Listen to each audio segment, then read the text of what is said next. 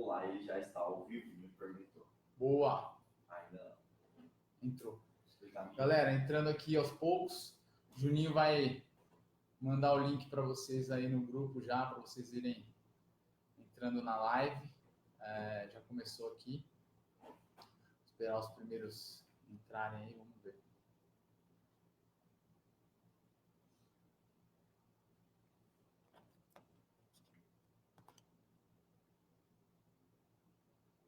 O Juninho vai mandar. Alicia entrou. Boa. Manda um ok para mim aí, só para ver se a gente está conseguindo interagir direitinho, por favor, Alice. Dani, os alunos da Faculdade de Medicina da ABC. Manda um ok para mim aí, por favor.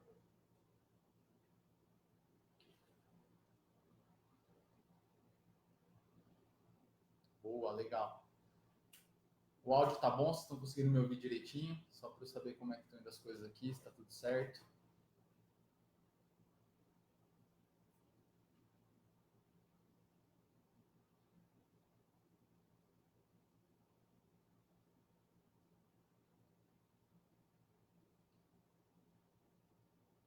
Beleza. Coisa linda.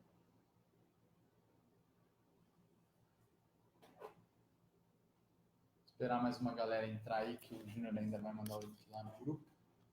E aí a gente começa.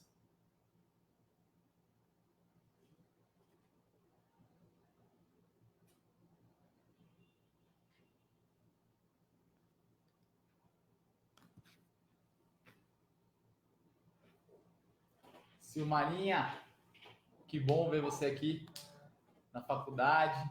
Se Deus quiser, na Santa Casa daqui a pouco, né? Douglas, prazer, cara. Espero que vocês curtam aí a live. Quem for entrando aí, só para ver se vocês estão conseguindo interagir muito bem comigo, manda a cidade que vocês estão conectados aí para ver se está tudo certo, se vocês conseguem me ouvir bem, se a gente consegue discutir, se vocês conseguem mandar as perguntas depois por aí. Aninha, fui embora da clínica, né? Tava esperando você aqui, viu? Pra gente assistir a live aqui comigo. Ralph, Mato Grosso, como é que estão as coisas aí? Tudo certo? Isso é legal, quem puder entrar aí, vai colocando a cidade de vocês para eu saber de onde vocês são desse Brasilzão aí, para a gente ir se situando e até para ver se eu estou conseguindo discutir com vocês, se as coisas estão indo como a gente espera.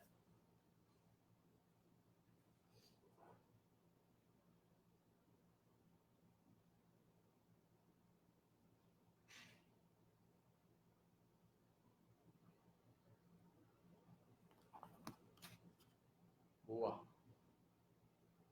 O Júnior mandou o link no grupo já, né? Daqui a pouco o pessoal do grupo deve estar entrando. Vou esperar uns 3 minutinhos aí para a gente começar. A ideia é a gente discutir as lesões de tornozelo e pé.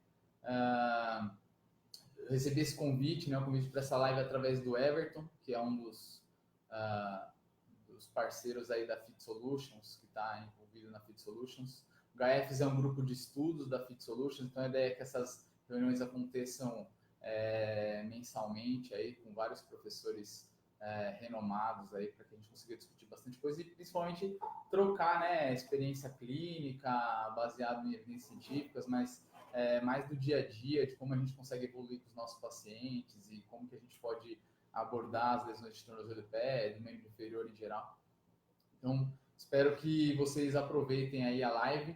A ideia é eu mostrar um pouco da minha clínica, do meu dia a dia na clínica, de como eu evoluo com meus pacientes, como que eu avalio os meus pacientes, como que é a minha abordagem no tratamento das lesões de tornozelo e pé.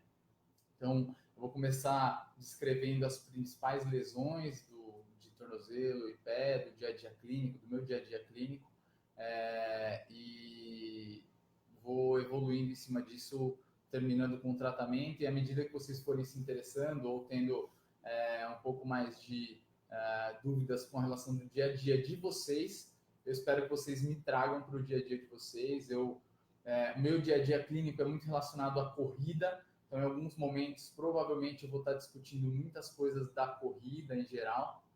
Então, seria interessante que vocês me falassem com que vocês trabalham nas perguntas, trazerem para mim casos clínicos do dia a dia de vocês, porque o principal objetivo dessa live é a gente trocar experiência clínica e que eu consiga agregar no tratamento de vocês e na abordagem que vocês têm com seus pacientes já amanhã, no primeiro atendimento da manhã. Seria interessante que quem está online aí mandasse um ok, não sei como é que está o áudio, que aí eu já vou começar as aulas. O áudio está baixo, o áudio está um pouquinho baixo. Eu vou tentar colocar um microfone aqui no meu computador e aí vocês falam se melhora, beleza?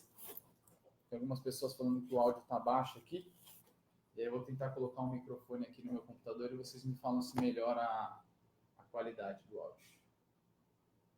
E aí a gente já começa.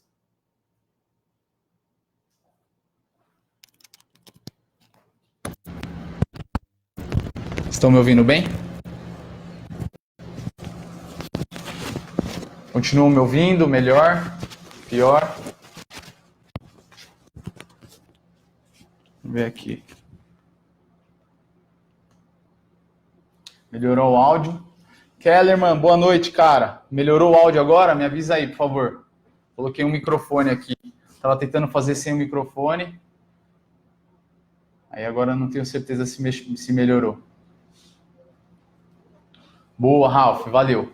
Coisa linda, vamos começar então. Então, como eu estava falando, o principal intuito é que eu agregue no dia a dia de vocês. Então, comecem a me mandar mensagens de acordo com o que vocês têm no dia a dia de vocês e como que eu posso ajudar no tratamento dos pacientes de vocês. Provavelmente deve ter muitas pessoas que trabalham com indivíduos sedentários, outros com atletas de final de semana, então a abordagem acaba mudando um pouco, mas o conceito de tratamento que eu defini passar para vocês aqui hoje, que é basicamente o que eu uso na clínica, no meu dia a dia clínico, relacionado a pacientes sedentários, a esportistas, corredores, ele consegue ser aplicado em qualquer um dos públicos, desde que você faça uma abordagem mais específica para determinado público, ajuste algumas coisas relacionadas à carga de treino, de fortalecimento, mas o conceito do tratamento global é o mesmo para os dois públicos. A ideia é que a gente discuta as principais lesões de tornozelo e pé aqui, então. Então eu vou falar um pouco sobre... vou gastar mais tempo, na verdade, dentro das lesões de sobrecarga, de overuse, que são as lesões mais comuns na clínica. Então, a fascite plantar, normalmente acompanhado de um esporão de calcâneo, as tendinopatias de tibial posterior, que quando nós falamos de corredores, acabam muitas vezes vindo acompanhadas da síndrome do estresse medial da tíbia, da fratura por estresse, muitas vezes, se o paciente tiver algum déficit metabólico, algum déficit hormonal. As tendinopatias de calcâneo, que muitas vezes acabam desafiando a gente na clínica. As tendinopatias de fibulares e as metatarsalgias. Se algum dos temas que eu comentei aqui não entrarem no dia a dia de vocês, vocês podem mandar a pergunta. Eu estou com alguns alunos meus da faculdade aqui, atrás do computador, 3 alunos meus da Faculdade de Medicina do ABC lá, e eles estão acompanhando as mensagens de vocês, eles vão me passando as perguntas, e a ideia é que eu não fique falando aqui muito tempo, na verdade eu vou introduzir aqui o assunto, e eu quero que vocês interajam comigo mesmo, mandem perguntas, e a gente vai deixando isso aqui mais dinâmico, até porque eu acho que eu ficar falando muito tempo deve ficar muito chato, então eu quero que a gente interaja mesmo, para que eu consiga mudar alguma coisa no dia a dia de vocês, que é o principal objetivo dessa live, beleza? Como principal fator de risco para essas lesões de sobrecarga, né, todas essas que eu citei anteriormente, se vocês forem levar em consideração, elas são lesões por excesso de volume, excesso de sobrecarga de treino, ou de controle de intensidade, ou volume ou tempo de treino. Então, o principal fator de risco para a lesão dessas patologias, né, para que elas ocorram, é a falta do controle de carga de treino, seja a intensidade ou frequência de treino. O principal fator de risco é essa falta de controle de volume e intensidade de treino. Esse controle é um controle que ele pode ser realizado de uma forma bem específica, de uma forma controlada, com o que a gente chama de controlar com inteligência, mas isso seria um tema para uma outra live. É um mundo totalmente diferente do que eu me propus a discutir com vocês hoje. É um mundo que normalmente o pessoal da educação física acaba discutindo muito, e muitas vezes eles são até mais responsáveis pelo controle desse treino do que nós fisioterapeutas. Então é uma coisa que eu me proponho a discutir com vocês em outra live, ou até no grupo do WhatsApp lá, que eu já me propus a responder algumas perguntas, é uma coisa que eu vou deixar para depois. Uma outra coisa que aí já acaba entrando um pouco dentro das polêmicas, de como que a gente deve abordar esses pacientes, é a avaliação postural versus a avaliação dinâmica. Existem pouquíssimos fatores de risco ou influências estáticas que podem levar realmente ou influenciar na ocorrência de uma lesão de tornozelo e pé. Então, hoje, na minha clínica, baseado no que eu tenho visto de alguns artigos, de guidelines, de tratamento de lesões de tornozelo e pé, eu tenho avaliado pouco a postura do pé ou o pé de forma estática. Eu levo muito mais em consideração, apesar de olhar assim se o cara tem um pé plano ou um pé supinado de forma estática, eu levo muito mais em consideração no meu dia a dia a avaliação dinâmica. Então, se eu estou avaliando um corredor, eu gosto de avaliar o padrão de movimento da corrida dele. Se eu estou avaliando um atleta de crossfit que sente dor para fazer um salto num caixote, eu gosto de avaliar como ele salta no caixote. Se eu estou avaliando uma senhora que sente dor para caminhar na rua, eu gosto de avaliar ela caminhando na esteira ou caminhando no consultório. Eu acho que é muito mais interessante avaliarmos esses pacientes de uma forma dinâmica e muito mais específica dentro das queixas deles do que de uma forma estática. Então, acho que não é muito válido a gente deixar o cara na nossa frente e ficar avaliando postura estática. Até porque existem pouquíssimos fatores de risco, na verdade, nenhum fator de risco comprovado cientificamente como responsável por levar ou aumentar as chances de ter da ocorrência de alguma lesão de tornozelo e pé relacionada à postura estática. Existem alguns fatores relacionados à postura dinâmica, como, por exemplo, a hiperpronação. E a hiperpronação é totalmente diferente da pronação do pé. Então, eu tenho um modelo aqui de pé para ajudar a gente na live. Durante alguns movimentos de pronação do pé, por exemplo, durante um salto, durante a corrida, durante a caminhada, a pronação ela é importante que aconteça, ela é um movimento importante para a absorção de carga, para que nós tenhamos efetividade em absorver a carga durante as atividades do dia a dia, mas a hiperpronação, ou seja, o excesso desse movimento, é um fator de risco, por exemplo, para a fascite plantar, para excesso de sobrecarga na fáscia plantar, principalmente através de um mecanismo que a gente chama de efeito molinete, né? A fáscia plantar ela sai da tuberosidade do calcâneo, se insere no primeiro metatarso aqui, na cabeça do primeiro metatarso. E quando nós fazemos o movimento de extensão dos dedos associado à dorsiflexão do tornozelo, principalmente em atividades de absorção de carga, é comum que a fáscia se distenda e quando nós vamos para a fase de propulsão da marcha, de um salto, da corrida, a fáscia faça a dissipação, né? Ela dissipe a energia que ela armazenou no momento em que ela se distendeu.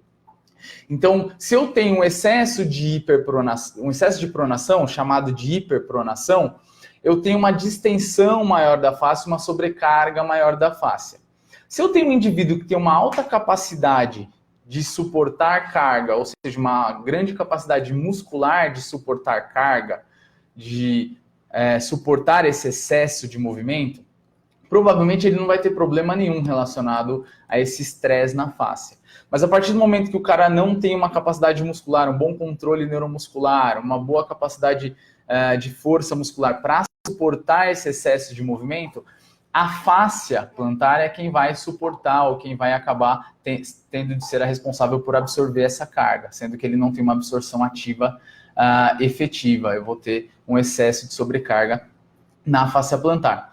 Automaticamente eu posso ter um estresse maior a ela e levar elas a degenerações, que é o que acontece, por exemplo, na fascite plantar. Então, o excesso de pronação do pé, chamado de hiperpronação, é um fator de risco para a fascite plantar. Então, pessoas que têm uma hiperpronação, elas têm maior chance de desenvolver fascite plantar. Isso não significa que elas vão desenvolver, mas elas têm uma probabilidade maior de desenvolver.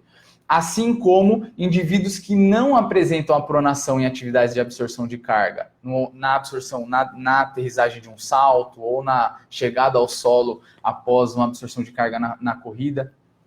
Indivíduos que têm o pé muito rígido e que não façam esse movimento de pronação para absorver carga, eles têm mais chance também de desenvolver lesões de tornozelo e pé, principalmente relacionadas a fraturas por estresse. Como eles não têm uma absorção de carga efetiva através de absorção passiva e ativa, que é o que a pronação proporciona para esses indivíduos, ele acaba transferindo mais carga para tecido passivo, principalmente.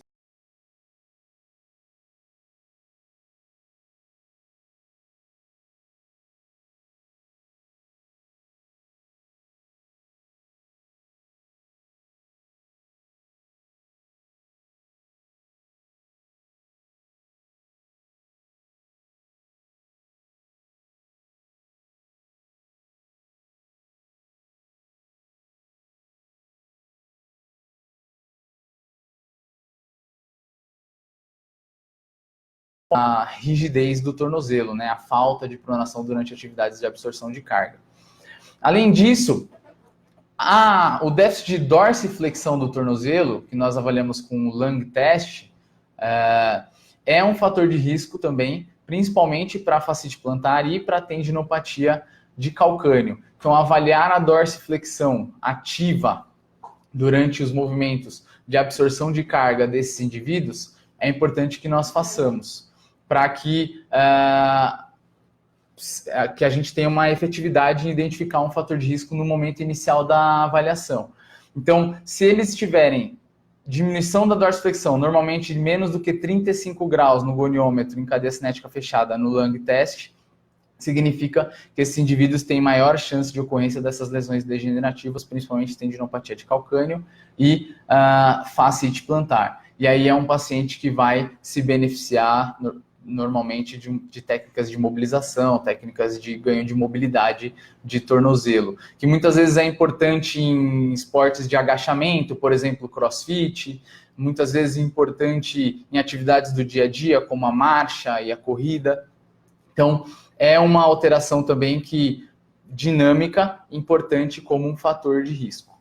Além disso, como eu gosto muito de corrida e o meu dia a dia clínico é muito relacionado à corrida, existe um outro fator de risco que é a força de desaceleração, na verdade a força de aceleração da tíbia, que é o que a gente chama de movimento angular, que tem relação direta com como o cara atinge o solo durante a corrida, ou seja, como ele chega ao solo no momento em que ele tem que absorver carga. Normalmente, indivíduos que absorvem carga ou chegam ao solo com o passo muito longo, ou seja, com o membro inferior muito distante do centro de rotação do quadril, normalmente pessoas que correm com uma cadência diminuída, ou seja, com um número de passos menor para percorrer determinado tempo, normalmente 1 minuto, do que indivíduos que correm com uma cadência aumentada, ou seja, um número de passos maior para percorrer 1 minuto de corrida. Eles tendem a ter uma aceleração angular da tíbia maior e atingir o solo com o membro inferior mais longe ou mais distante do centro de gravidade, do centro de rotação do quadril.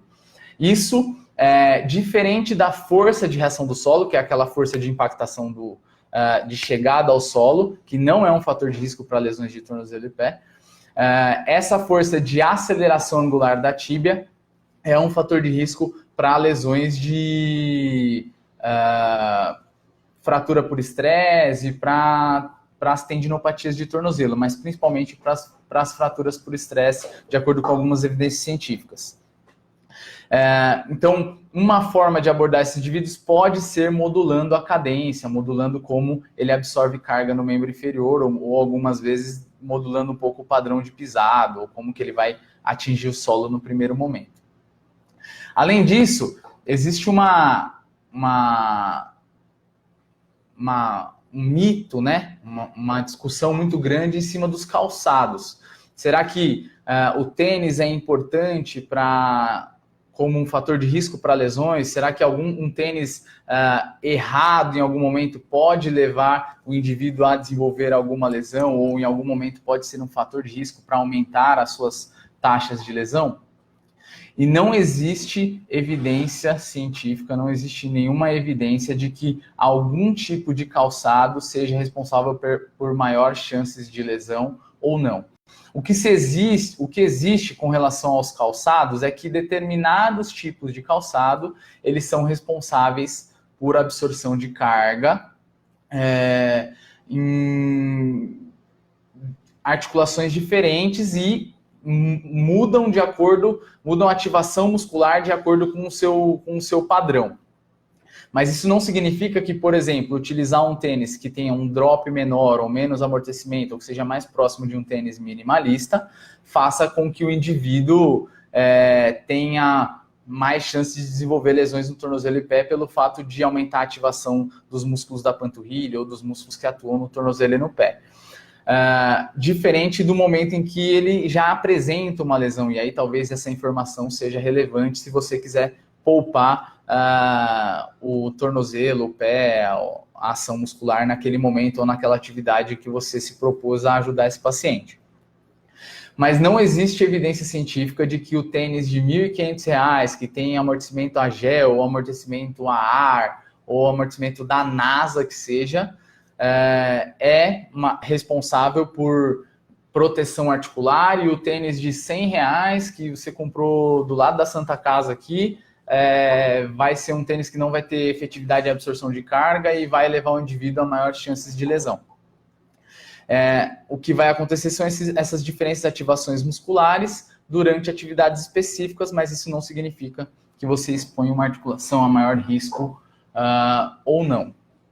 Basicamente, os principais fatores de risco ou principais situações que vocês têm que manejar no momento da clínica, ou no momento que for avaliar um indivíduo, um paciente, são esses fatores que vocês devem identificar. Alguns deles não influenciam tanto assim, outros já são muito importantes e que podem aumentar mais ainda a chance de lesão desses indivíduos. A partir do momento que o paciente se apresenta com dor na sua frente, aí provavelmente ele já tem algumas alterações relacionadas à dor, algumas compensações relacionadas à dor, principalmente déficits de ativação muscular e déficits de força muscular que são responsáveis por fazer com que ele não tenha uma absorção de carga efetiva ou com que ele não consiga realizar aquela atividade com que ele se propôs de uma forma mais efetiva do ponto de vista de absorção de carga, utilização muscular, de força muscular ou de exigência muscular para aquela atividade, o que muitas vezes acaba protegendo a articulação e aumentando a exigência de um músculo que está responsável por receber essa carga ou para absorver essa carga. Então, inicialmente é isso, do ponto de vista de avaliação. E aí, eu queria que vocês fossem me mandando aí, principalmente se vocês têm alguma dúvida com relação à parte da avaliação ou à parte dos fatores de risco, como que a gente deve abordar. A partir do momento que eu encontro esses fatores de risco, o que eu poderia desenvolver ou o que eu poderia modular nesse indivíduo ou no meu paciente, como que eu posso ir contra esses fatores de risco para a gente começar a discutir um pouco mais relacionado à clínica. E aí eu já entro no conceito de tratamento, na ideia de tratamento que eu utilizo no meu dia a dia e como que a gente deve abordar esses indivíduos cada dia mais. Uma outra coisa que eu gostaria de saber é se algum de vocês trabalha com palmilha no seu dia a dia, porque daqui a pouco eu vou abordar um pouco esse tema e mostrar um pouco como que são as evidências e como que eu penso que nós podemos usar a palmilha ou as estratégias terapêuticas no dia a dia na clínica, que é um outro tema bem quente para a gente discutir nessa live. Basicamente, do ponto de vista de tratamento, hoje existe um conceito de tratamento que eu gosto muito, que é baseado no Christian Barton, que é um pesquisador americano, cara, publica vários artigos, principalmente relacionados às lesões de joelho, mas esse conceito de tratamento, ele se aplica para qualquer tipo de paciente, se você levar em consideração as informações básicas dele. Ele acaba descrevendo esse conceito de tratamento como manage risk, como se fosse você modular o risco dentro de um tratamento. Para que ficasse mais didático, principalmente para os meus pacientes, no momento de uma avaliação inicial, quando eu estou explicando para eles como que vai decorrer o tratamento deles no nosso dia a dia. E principalmente, até para vocês entenderem o que eu quero dizer nessa live, até porque a gente não tem slide, a gente só falando aqui para vocês de frente, eu tomei a liberdade de criar uma outra sigla e que eu achei que ficaria mais didático para vocês entenderem esse conceito de tratamento. Que basicamente serve para que o paciente se sinta mais seguro no momento em que ele estiver na sua frente num processo inicial de avaliação. É comum que indivíduos que tenham dor no tornozelo, no pé, eles apresentem um tempo grande de tratamento, já passou em vários lugares, tratamentos que não foram efetivos, isso faz com que ele desenvolva alterações relacionadas à dor, ansiedade, estresse. Não vou entrar nesse âmbito também, porque é uma discussão para outra live, a gente não tem tempo para isso, a não ser que alguém tenha alguma pergunta específica relacionada a isso, posso acabar abordando um pouco. Mas é comum que eles estejam patinando no tratamento há muito tempo. A gente vê isso aqui direto na clínica. O cara já tentou vários tipos de tratamento, vários tipos de abordagem e não evoluiu bem. Então é como se a gente tivesse que colocar ele num caminho de recuperação, numa rota de recuperação.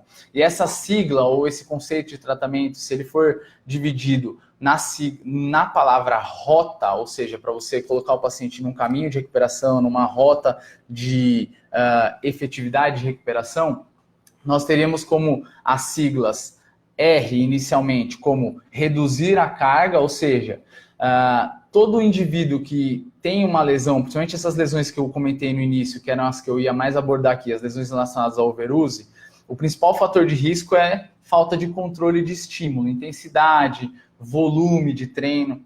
Então, é comum que esses indivíduos eles estejam sendo expostos a uma atividade que eles não estão sendo efetivos em suportá-la.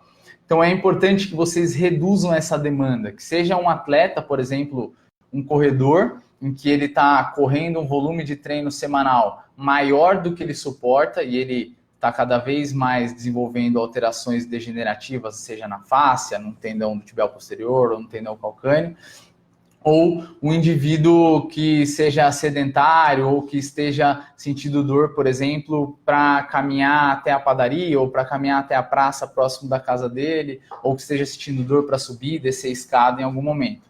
Você tem que criar estratégias para reduzir a carga nessa região que está dolorida. Vamos pegar como exemplo aqui uma fascite plantar. Como que eu poderia reduzir a carga nesse momento? Orientá-lo, no caso de um corredor, a correr uma quantidade de quilometragem em que ele se sente confortável, em que ele não tenha exposição aos sintomas, até gerar uma dor que nós chamamos de dor irritável, que normalmente vai acima do nível 5 da EVA. Então, toda vez que o indivíduo que tem uma lesão degenerativa, principalmente relacionada à tendinopatia, degeneração, se ele se mantém na atividade, ele gera uma dor acima de 5 na escala visual analógica de dor, significa que ele está se machucando cada vez mais. Então, é importante que você controle a carga, reduza essa absorção, esse estímulo que está sendo exposto a ele.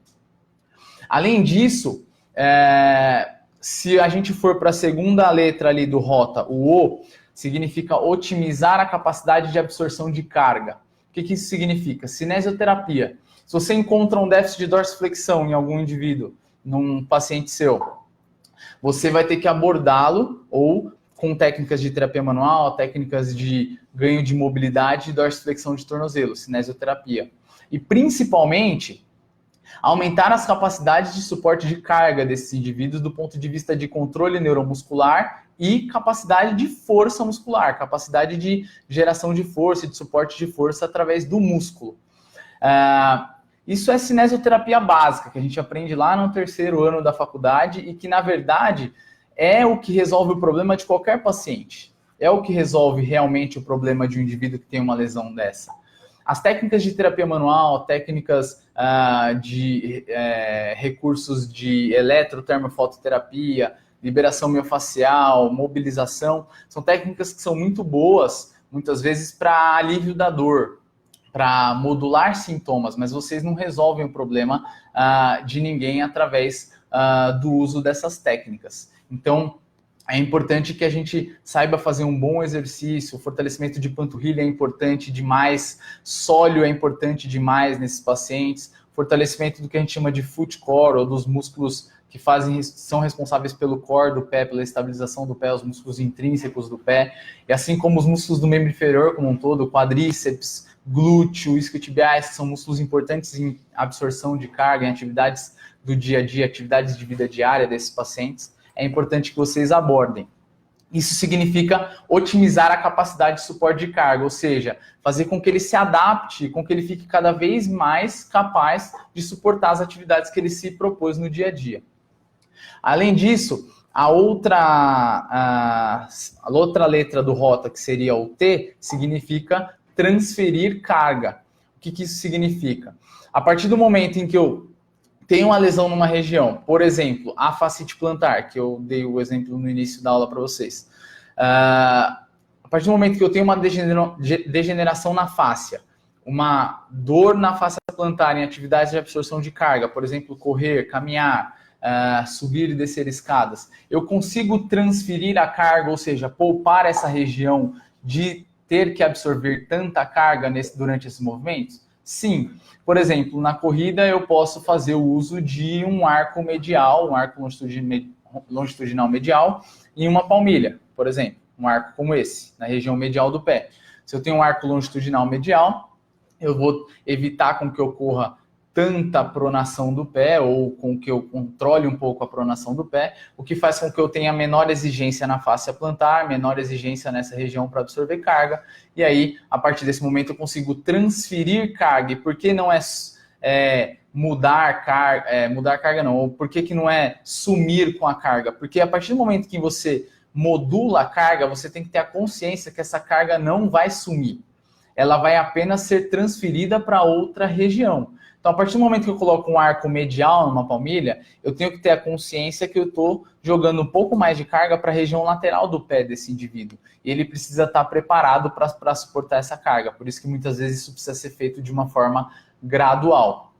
Mas o uso de órteses e o uso de palmilhas, e é por isso que eu queria saber quem trabalha com palmilhas no dia a dia, para a gente discutir um pouco mais isso, ela precisa ser utilizada de uma forma gradual e, principalmente, ela tem uma grande valia no momento em que você quer modular carga ou suportar carga de alguns indivíduos no momento em que ele tem dor em determinada região. E a palmilha é muito boa para fazer isso, principalmente com relação a lesões de tornozelo e pé. Então, dependendo de onde estão esses ajustes, eu consigo transferir a carga de uma região para outra ou modular a carga de uma região para outra. Mas isso não significa que eu vou sumir com essa carga. E é por isso que a última letra do ROTA, ou seja, a letra A, ela significa adaptação. Você precisa manter a adaptação desse indivíduo ao treino à medida que você modula a carga, ou seja, transfere a carga de uma região para outra, enquanto você está preparando aquela região que estava dolorida para aumentar a sua capacidade de suporte de carga, ou seja, cada vez mais forte, com mais controle através da cinesioterapia, que é o que realmente resolve o problema dele. A partir do momento que você chega nessa fase final do tratamento, você precisa manter essas adaptações e principalmente educar esse paciente a manter essas adaptações quando ele voltar às suas atividades normais e quando ele não estiver mais introduzido num programa de fisioterapia. Seja para voltar para a academia, realizar os seus programas de fortalecimento, ou ir para um pilates, manter algumas técnicas de fortalecimento, ou até mesmo se manter na fisioterapia realizando alguns exercícios de forma preventiva. Mas esse cara precisa ser educado de que ele precisa controlar carga no dia a dia dele, seja carga de treino de um atleta, ou seja entender como que ele está suportando a carga nas atividades de vida diária dele. Precisa ser educado de que ele precisa cada vez mais ficar mais forte, com melhor controle neuromuscular para realizar as atividades do dia a dia. e principalmente manter essas adaptações que foram iniciadas na fisioterapia. Só que essas adaptações finais, elas devem estar relacionadas com o objetivo desse indivíduo no seu dia a dia. Então, meu objetivo é progredir na corrida. Meu objetivo é começar caminhando e depois evoluir para a corrida. O meu objetivo é ficar sem dor para subir e descer a escada da minha casa para conseguir brincar com meu neto, que seja. Vocês precisam ajustar essas adaptações aos objetivos dele, principalmente para as capacidades físicas dele. O que isso significa? Por exemplo, se eu tenho um corredor que tem uma tendinopatia de calcânio e no momento que ele está agudo, eu pedir para que ele utilize um tênis que tenha mais amortecimento, principalmente um tênis que tenha um drop maior, ou seja, um calço maior atrás, um amortecimento maior atrás do que os tênis minimalistas, por exemplo, eu sei que um tênis que tenha mais amortecimento, ele exige menos da panturrilha e dos músculos do tornozelo e do pé nessas atividades de absorção de carga. Então, uma forma de proteger o tendão calcâneo é orientar para que esse indivíduo, por exemplo, corra com um tênis que tenha um drop maior. Mas isso não significa que eu não vou jogar mais carga no joelho. Por isso que o T da sigla ROTA significa transferir carga. Eu vou tirar a carga do tornozelo, mas essa carga vai para o joelho. Ele precisa estar preparado para absorver carga no joelho, porque quem corre com um tênis com um drop um pouco maior acaba exigindo um pouco mais do mecanismo extensor do joelho para absorver carga, muito mais do que quem corre com um tênis minimalista ou que tenha menos amortecimento. E muitas vezes, se eu estou tratando o indivíduo, ou se o meu paciente ele tem uma tendinopatia de calcânio, mas ele tem um histórico de dor ou de lesão anterior no joelho, eu tenho que levar isso em consideração. Porque se eu for transferir muita carga para o joelho dele, através de uma medida como essa, eu posso muitas vezes reagudizar uma lesão que já estava ali quietinha, já tinha sido curada, ou que não estava com uma sintomatologia presente. Então, é importante que esses objetivos, essas adaptações, essa modulação de carga biomecânica, essas transferências da biomecânica sejam adaptadas de acordo com o objetivo do paciente e principalmente com as capacidades dele, individualmente, como que ele evolui individualmente no seu dia a dia, nas suas atividades de vida diária. Tem uma pergunta? Tá. Vocês lembram quem mandou essa pergunta primeiro aqui? Patrick? Vou responder a pergunta do Patrick aqui. Ele perguntou se no momento da avaliação dinâmica você utiliza algum aplicativo para gravar e ver de maneira mais específica o movimento. Então, dentro dessa avaliação dinâmica que nós utilizamos, que a gente realiza aqui no Instituto Trata e que eu utilizo nas avaliações da Fit Solutions, nós temos a baropodometria, né, que é a análise da pisada de acordo com as pressões no pé, e aí ali é possível identificar os tipos de pisada desses indivíduos, hiperpronação, supinação. E além disso, a gente tem a análise 2D, né, a análise em 2 dimensões dentro do nosso protocolo de avaliação. Então, além da avaliação clínica, eu gosto de utilizar a análise de corrida em 2 dimensões. E para quem não tem esse recurso na clínica, alguns aplicativos do celular, a câmera lenta do próprio iPhone já consegue te trazer várias informações interessantes, se você souber interpretá-las. Então, eu indico sim que você filme os seus pacientes, e além disso a gente utiliza a baropodometria, que é uma avaliação um pouco mais específica também dentro do protocolo de avaliação da Fit Solutions. Beleza? Se tiver mais alguma dúvida, pode mandar de novo aí. Eu acho que eu respondi direitinho aqui, né, Patrick? Acho que deu para entender. Essa segunda é de quem? Lauro César. Lauro César. Vou responder a pergunta do Lauro César. Observo muitos atletas pesados usando drops baixos. O senhor acha que os minimalistas não são uma boa para atletas pesados? É uma boa pergunta essa do Lauro.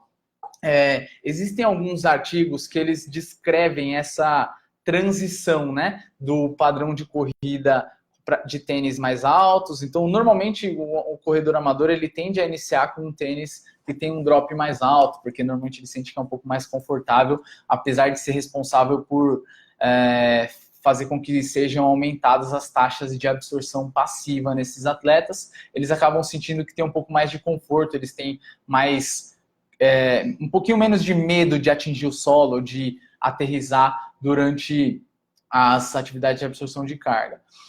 Então, muitas vezes, eles acabam fazendo essa transição para o tênis minimalista. E a pergunta do Lauro foi se indivíduos pesados, eles devem realizar a transição de carga para tênis minimalista. O trabalho, a revisão sistemática que eu já li sobre esse tema, eles concluem que, e depois eu posso mandar esse artigo para vocês no grupo, eles concluem que indivíduos que tenham mais do que 85 quilos não devem realizar a transição para a corrida com tênis minimalistas e principalmente para a corrida com absorção de carga no antepé, que normalmente é um padrão de movimento que você adota a partir do momento que você começa a correr com tênis que tenha o drop zero, né? Um tênis minimalista. Mas indivíduos que tenham menos do que 85 quilos, eles podem sim fazer essa transição, mas essa transição deve ser feita de 6 em 6 quilômetros semanais. Então, se o cara corre 40 quilômetros na semana, na primeira semana que ele for correr ou quiser fazer essa transição para um tênis minimalista, ele vai correr 34 quilômetros da semana dele com o tênis normal dele, só 6 quilômetros com tênis minimalista, e ele vai progredindo de 6 em 6 quilômetros a cada semana. É uma forma de você expor esse atleta, ou seja ele sedentário ou profissional, gradualmente a carga e modulando o quanto que ele está sendo efetivo em absorver essa carga. Uma outra coisa interessante é você ir observando os sintomas dele. Então, se ele não está desenvolvendo, por exemplo, queixas relacionadas a uma tendinopatia de calcâneo ou as tendinopatias fascite plantar, as tendinopatias de tornozelo e pé. Beleza? Tem mais uma? Essa última aqui. Quais parâmetros vocês utilizam para liberar os pacientes de corrida após uma lesão no tornozelo? Essa. Douglas, então, existem algumas escalas funcionais, como, por exemplo, a FAM, Foot and Ankle Ability Measure, ou a LEFS, que é uma escala geral para lesões do membro inferior. Eu gosto muito de utilizar escalas funcionais no início do tratamento desses indivíduos, que avaliam desde a clínica ou das sensações relacionadas ao dia a dia ou à atividade que eles propôs a fazer, no caso aí, na sua pergunta, a corrida, e como que ele está evoluindo de acordo com os sintomas e como que ele está evoluindo de acordo com o dia a dia, de acordo com essas adaptações que eu citei para vocês de absorção de carga e adaptações de melhora de ganhos de força, de controle neuromuscular. Então, existem algumas escalas funcionais, depois eu posso mandar para vocês no grupo também o nome delas, sem problema nenhum. Mas eu gosto bastante da FAM e da LEFS. Para as tendinopatias, principalmente tendinopatia de calcânio, existe a VISA-A, que é uma escala específica para tendinopatia de calcânio, que avalia a tensão na panturrilha, né, de forma subjetiva, o quanto que o paciente sente tensão na panturrilha, o tendão rígido. É uma escala específica para a tendinopatia de Aquiles, mas a gente não pode transferir para as outras lesões. Mas é uma escala legal de se utilizar também. Beleza? Se tem alguma outra pergunta? Tem do Leandrão aqui. E aí, Leandrão? Nem tinha visto que você tinha entrado aí. Leandro de Cuiabá. A Erin Davis preconiza 6 meses para a transição para antepé, médio-pé. Boa.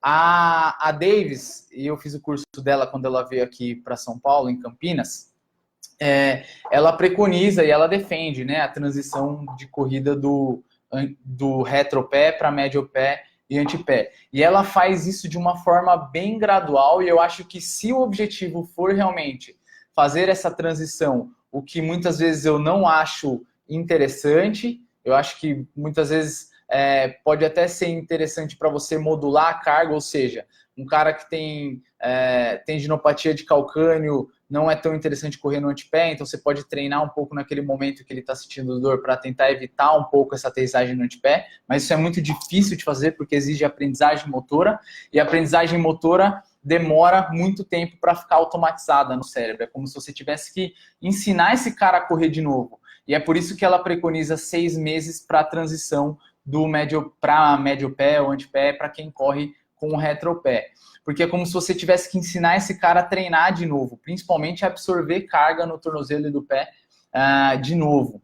Então, você precisa automatizar no cérebro dele, ensinar ele de uma forma natural a começar a absorver carga no antepé e no médio pé, como ele fazia absorvendo carga no retropé. Então, treinos de biofeedback são muito interessantes nesse momento. Então, fazer com que ele entenda o que era absorver carga no médio pé e antepé e fazer treinos de biofeedback, usar alguma pista externa para que ele entenda o que é fazer isso. E à medida que ele for evoluindo nesse treino, for entendendo o que você quer, você vai tirando essas pistas, você vai deixando ele cada vez mais à vontade e observando se ele está mantendo os padrões que você quer que ele mantenha. Se a partir do momento que você faz uma estratégia de dupla tarefa com ele, ele mantém esse padrão de movimento, significa que ele automatizou, que ele aprendeu. Por isso que demora um tempo tão grande para fazer essa transição. Eu sou de uma linha em que eu prefiro entender como esse cara se movimenta, e principalmente preparar ele para se movimentar dessa forma. Por exemplo, se eu avalio um indivíduo aqui que tem uma tendinopatia de calcâneo, não acho que seja interessante, por exemplo, e ele corre com médio pé, antepé, não acho que seja interessante ensinar ele a correr com retropé ou treinar ele a correr com retropé, porque vai tirar a carga do tendão calcâneo. Eu acho que é muito mais interessante gerar adaptações no tendão calcâneo, nos músculos do tornozelo e do pé desse cara, principalmente os músculos intrínsecos do pé, o tendão calcâneo, assim como os outros músculos do membro inferior responsáveis por absorver carga na corrida, mas principalmente preparar o tornozelo desse cara para absorver carga e para suportar essa carga. Então, eu prefiro muito mais manter naquele O lá do rota, que é otimizar as capacidades de suportar carga. Então, treinar controle neuromuscular, treinar capacidade de força para suportar essas atividades e principalmente as adaptações no próprio tendão, que é um tendão degenerado e que precisa absorver carga ou receber carga para gerar as suas adaptações e gerar ou voltar à sua conformidade inicial para ser efetivo em absorver carga de forma elástica, de forma efetiva. Então eu prefiro muito mais preparar o cara para correr ou para realizar as atividades do dia a dia dele, como ele realiza, do que fazer com que ele mude um padrão de movimento, até porque isso é muito difícil e leva muito tempo para se fazer de forma efetiva. E algumas revisões temáticas mostram que você pode treinar isso na clínica e parece que isso é uma forma efetiva de melhorar sintomas, dor, função, mas a partir do momento que ele volta para o dia a dia dele, principalmente relacionado ao esporte, ele tende a voltar ao padrão de movimento que ele tinha quando ele chegou na sua clínica. Então não parece ser um padrão que ele mantém por muito tempo.